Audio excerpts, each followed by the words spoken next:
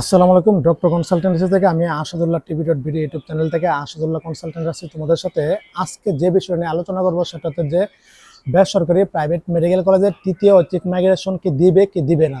দেখো, আমি 2 দিন আগে স্বাস্থ্য দপ্তরে গেছিলাম, সেখানে জানতে পারছি যে তৃতীয় ঐচ্ছিক মাইগ্রেশন দিবে না।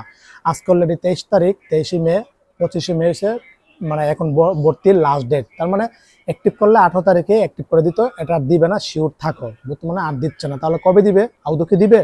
না, দিবে না বলতেছে, ওরা দিবে না। তো দেখো, এখন আমি যদি বলি, অলরেডি তোমরা জানো যে প্রাইভেট মেডিকেল কলেজের 1-2টা ঐচ্ছিক মাইগ্রেশন হয়েছে, অনলাইন ঐচ্ছিক মাইগ্রেশন।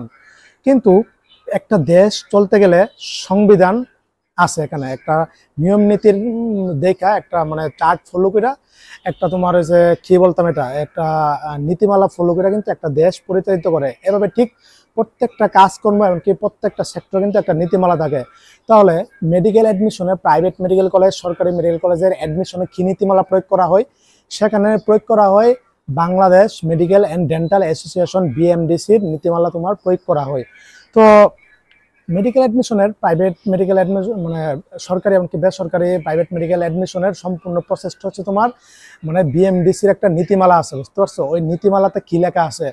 ওই নীতিমালার মাইগ্রেশন ও কলেজ বদলি এই টপিকের 6.3 নাম্বার নীতিমালাতে কি লেখা আছে? ওই নীতিমালাতে লেখা আছে যে 6.3 নীতিমালাটা হচ্ছে বেসরকারি মেডিকেল কলেজ, তারপর হচ্ছে ডেন্টাল কলেজ, তারপর হচ্ছে ডেন্টাল ইউনিটে প্রাথমিকভাবে নির্বাচিত শিক্ষার্থীগণ সর্বোচ্চ 3 বার অনলাইন আবেদনের প্রেক্ষিতে স্বাস্থ্য অধিদপ্তর কর্তৃক শিক্ষার্থীর মেধাক্রম, পছন্দক্রম এবং চাহিত মেডিকেল কলেজের আসন শূন্য থাকা সাপেক্ষে কি শিক্ষার্থী প্রতিষ্ঠান পরিবর্তন বা ঐচ্ছিক মাইগ্রেশনের সুযোগ প্রদান করা যাইবে। প্রতি ক্ষেত্রে ঐচ্ছিক মাইগ্রেশনের সম্পূর্ণ হবার পর পরবর্তী অপেক্ষমান তালিকা থেকে শিক্ষার্থী ভর্তি করা যাইবে।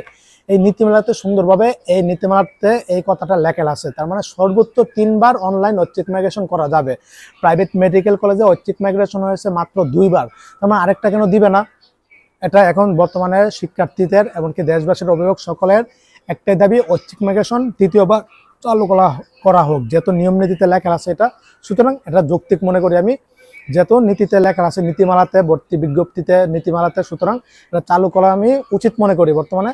আর কেন চালু করা উচিত মনে করি, আরো গুরুত্ব দিচ্ছি কেন, এই যে দ্বিতীয় ঐচ্ছিক মাইগ্রেশন হয়েছে, সেখানে আমরা দেখছি যে শত শত স্টুডেন্টদের কি ঐচ্ছিক মাইগ্রেশনটা কলেজ কর্তৃপক্ষ ক্যান্সেল করে দিয়েছে। বুঝতে পারছো? ক্যান্সেল কিভাবে করছে, ওদের হাতে এই ক্ষমতা কিভাবে? প্রথম ঐচ্ছিক মাইগ্রেশনে ক্যান্সেল করার অপশন কিন্তু প্রাইভেট মেডিকেল কলেজের হাতে স্বাস্থ্য অধিদপ্তর দেয়নি। কিন্তু দ্বিতীয় ঐচ্ছিক মাইগ্রেশনে তোমরা যখন ওদেরকে বইলাটালে অ্যাক্টিভ করাবা, আবেদন করার পরে তখন কলেজের কর্তৃপক্ষের পোর্টালে, কলেজের যে পোর্টাল আছে নিজস্ব, সেখানে প্রিন্সিপালের কাছে কিন্তু এটা চলে যায়। তখন ওইখানে ক্যান্সেল অপশন আছে, ক্যান্সেল অপশন দিলে ক্যান্সেল হয়ে যাবে আবেদনটা। অ্যাকসেপ্ট করে দিলে তোমার অ্যাকসেপ্ট হয়ে যাবে, আবেদনটা সম্পূর্ণ হবে। কিন্তু এই অপশনটা রাখার কারণে তোমার কি করছে, অজস্র শত শত স্টুডেন্টদের কিন্তু ক্যান্সেল করে দিয়েছে, স্টুডেন্টদের কাছ থেকে অনুমতি না নিয়ে বিভিন্ন মেডিকেল কলেজগুলি, বাংলাদেশের বিভিন্ন প্রাইভেট মেডিকেল কলেজগুলি। এটা খুবই একটা অন্যায় করা হয়েছে স্টুডেন্টদের সাথে। এই অন্যায়ের এখন এটা নিজের ওরা মেনে নিতে পারতেছে না। স্বাভাবিক, কলেজ বদলে ও মাইগ্রেশন কেন? অনেকের বহু দূরে দূরে মেডিকেল কলেজে নাম আসছে, তো ওইখানে ওর সম্ভব না, মেয়ে মানুষ হিসাবে, ছেলে মানুষ হিসাবে। তো ও চাইবে কাছের জেলা, নিজ জেলা এমনকি আশেপাশের মেডিকেল কলেজে ভর্তি হওয়ার জন্য। সেটার জন্য কিন্তু ঐচ্ছিক মাইগ্রেশন প্রাইভেট মেডিকেল কলেজে চালু করে দেওয়া হয়েছে। সুতরাং এক্ষেত্রে ওনাদের উপর জুলুম করা হয়েছে, স্টুডেন্টদের উপর এটা অন্যায় করা হয়েছে। সুতরাং এটা একটা সুষ্ঠু সমাধান আমরা চাচ্ছি দেশবাসী, এমনকি স্টুডেন্ট, অভিভাবক, মা বাবা সবাই। সুতরাং তৃতীয় ঐচ্ছিক মাইগ্রেশন চালু করে দেওয়া হোক। যদি চালু না করে দেওয়া হয়, তখন ওই সব স্টুডেন্টদের যাদের বাতিল করা হয়েছে ওদের একটা সমাধান করা হোক, যেন মাইগ্রেশন ওরা করতে পারে। আর নীতিমালাতে যেহেতু 3 বারের ঐচ্ছিক মাইগ্রেশনের কথা লিখে আছে, সুতরাং 3 বার ঐচ্ছিক মাইগ্রেশন চালু করা হোক। তাহলে কখন চালু করা হবে? দেখো, আচ্ছা, ওইটা যে ক্যান্সেল অপশনটা দিচ্ছে, এটাতে উপকার নাকি অপকার? এক হিসেবে এটা অপকারী মনে করি। অনেক স্বার্থপর লোভী ব্যবসায়ী মেডিকেল কলেজগুলি এটা ক্যান্সেল করে দিবে, স্বাভাবিক, স্টুডেন্টদের ভুলভাল বুঝাবে। কিন্তু অবশ্যই জানতে পারছি যে এটা ওনার নিজ ইচ্ছা করে করেছে। এটা করার উপকারের চেয়ে অপকার বেশি। উপকার কি? উপকার শুধু একটা, অনেকে ঐচ্ছিক মাইগ্রেশন আবেদন করে ফেলছে, কিন্তু চাইবে না যে ঐচ্ছিক মাইগ্রেশন আর করার জন্য, এটা ক্যান্সেল করার জন্য, তখন কিন্তু অপশন থাকে না। তখন এই অপশনটা এটার জন্য চালু করে দিয়েছে। কিন্তু এখানে যারা আবেদন করবে ওরা 99%ই আবেদন ঐচ্ছিক মাইগ্রেশন করবে বিধি আবেদন করে। সুতরাং অপশনটা আপনি ক্যান্সেল অপশনটা না দিলেও পারতেন। সুতরাং এই জিনিসটা একটা সমাধান করে দিন এসব স্টুডেন্টদের উপর যত জুলুম করা হয়েছে। আর যেসব কলেজে এসব করছে এই কলেজগুলি আসলে প্রথম দিক দিয়ে ভর্তির আগে তোমার সাথে এরকম অন্যায় কাজ করছে, এরকম জুলুম করেছে, ভর্তির পরে তোমার সাথে কি কি ঘটনা করবে এটা বুঝেই নাও। তো স্বাস্থ্য অধিদপ্তরের কাছে অনুরোধ তৃতীয় ঐচ্ছিক মাইগ্রেশন চালু করে দেওয়ার জন্য। কখন চালু করবেন, দ্বিতীয় সার্কুলার দিবে কি দিবে না এটা নিয়ে অনেক প্রশ্নবিদ্ধ হচ্ছে। নীতিমালা তো লেখা আছে সর্বোচ্চ 3বার সার্কুলার দেওয়া যাবে, 1টা 2টা 3টা সার্কুলার দেওয়া যাবে। সুতরাং দ্বিতীয় সার্কুলারও দেওয়া উচিত মনে করি। এখনো প্রায় 600-র মতো সিট প্রাইভেট মেডিকেল কলেজে সিট ফাঁকা আছে দেশিদের। সুতরাং দ্বিতীয় ঐচ্ছিক মাইগ্রেশন মানে দ্বিতীয় সার্কুলারও দেওয়া হোক, তৃতীয় ঐচ্ছিক মাইগ্রেশনও দেওয়া হোক। দ্বিতীয় সার্কুলারের সময় যদি ঐচ্ছিক মাইগ্রেশন দেওয়া হয় তখন এখন যারা আবেদন করছিল ওদের জন্য এটা জিনিসটা কি মানে লসে পড়ে যাবে, অনেকেরই পরিবর্তন হবে না, আনচেঞ্জ হবে। কেননা তখন প্রতিযোগিতা বেশি থাকবে, পজিশন ওদের ভালো থাকবে। তো এই জিনিসটা গতবার আমরা দেখছি দ্বিতীয় ঐচ্ছিক মাইগ্রেশনের দ্বিতীয় সার্কুলার সময় তো তখন আর কেউ কি মাইগ্রেশন করতে পারছে না, মানে তখন তো শুধু একবারই মাইগ্রেশন ছিল, আর এবার তো 3বার নিয়ম করছে, 2বার হয়ে গেছে অলরেডি।